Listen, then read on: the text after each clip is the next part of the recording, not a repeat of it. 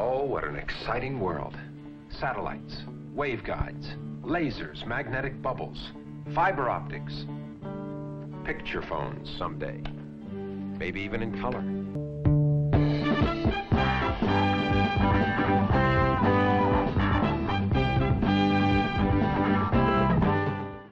Hello and welcome to Part 1 of Advanced HTML. In this video, we'll talk about more ways to mark up your text, conditional comments, one more look at tables, and ways to make your links more accessible. Time.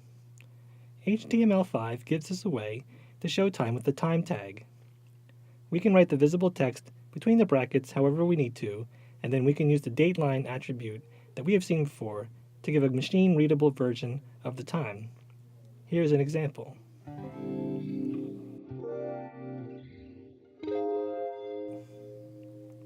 The mark tag is used to highlight text like we were using a highlighter pen.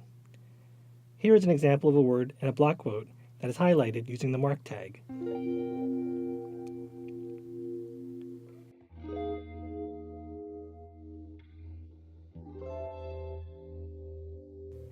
Presentational tags.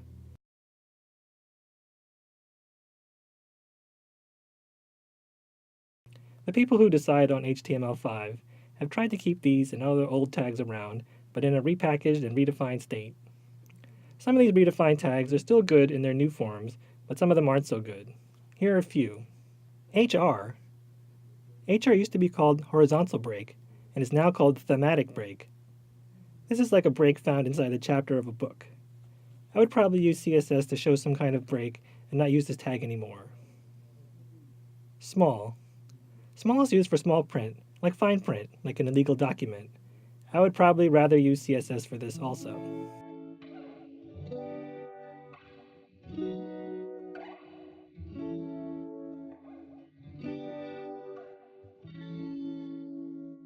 S is no longer for strike through, but for text that is no longer correct.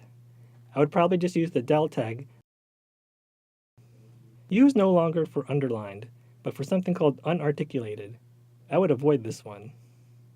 I is not italic anymore, but for text in an alternate voice, like scientific names and titles of books or movies, as we have talked about before.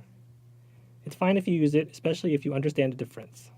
B is not bold anymore, but for text to which attention is being drawn, but no additional importance is implied or alternative voice suggested.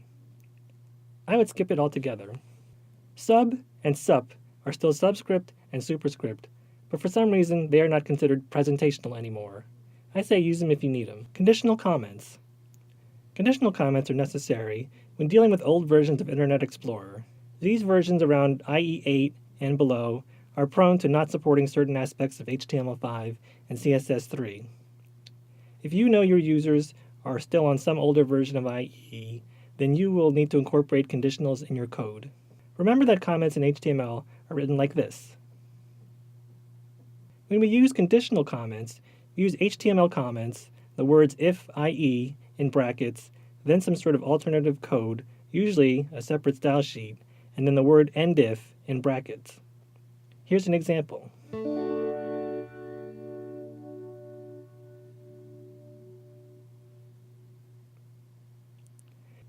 You can target specific versions of IE if you put the number after the IE in if IE, like so.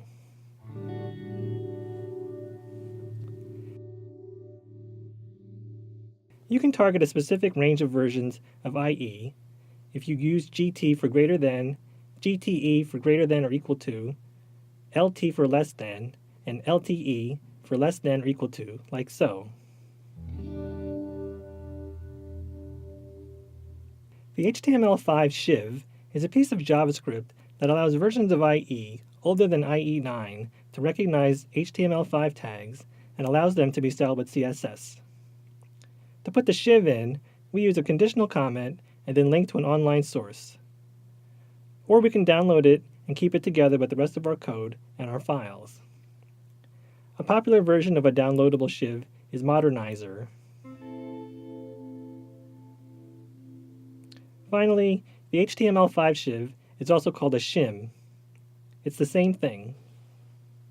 Tables. Let's go back to tables one more time. We already know how to write basic tables, and we can also add header cells and do spanning things like row span and col span. Our work with tables has generally treated rows as the main part to focus on. We can shift that focus a little bit to tables so we can apply styles on a column-by-column basis. We still have to keep track of the number of cells and rows, but using call group and call, we can target specific columns for styling. Here's an example.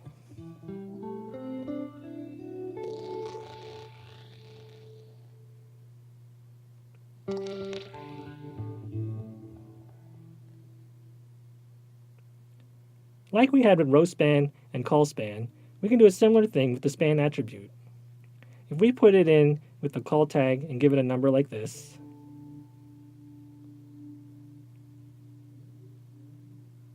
then the browser will group those columns and style it as directed. It's less useful, but we can also put that span attribute in with the call group tag, like so.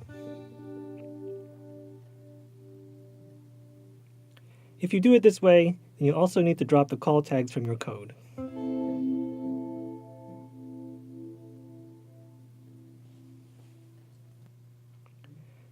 Captions. We can add captions to our tables with the caption tag. If you use it, it should go immediately after the opening table tag. Here's an example.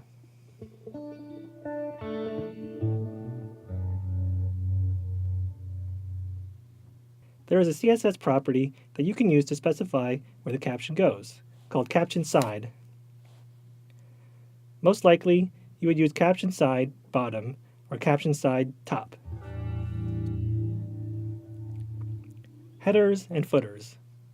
With larger tables, we can separate a table into a header, body, and footer, much like our HTML. To write the head, we use the t-head tag. As you can imagine, it has to come first in the table, so have a look at this example.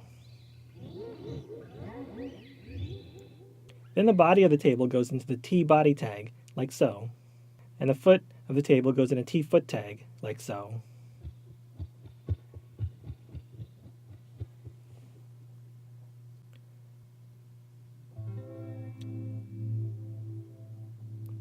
Links. We have seen links already with the href tags and such. They are the most important interactive element of a website, so we'll take a moment here to discuss accessibility for people with disabilities. Users that can't or don't use a pointing device like a mouse can tab through the links on a web page. We can use the tab index attribute with a number to assign an order to the links that a person would tab through. It's best to use a logical order to your links in the first place, although you can make the tab index however you wanted. Be sure to give some thought to the text you use in your link. Someone using screen reader technology will have the links on a page read to them out loud. So links that just say, click here, or some random words aren't helpful for them. It's also a good idea to use the title attribute with your link, especially if the link itself is not very descriptive. Here's an example.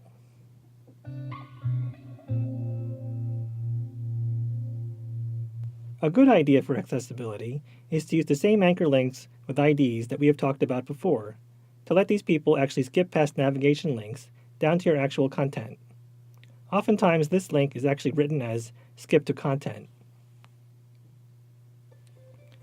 One thing that you might consider though is to make this skip to content link invisible, using CSS of course, to able-bodied users. Then you could use the focus pseudo class to make it visible when someone with a motor disability tabs to it.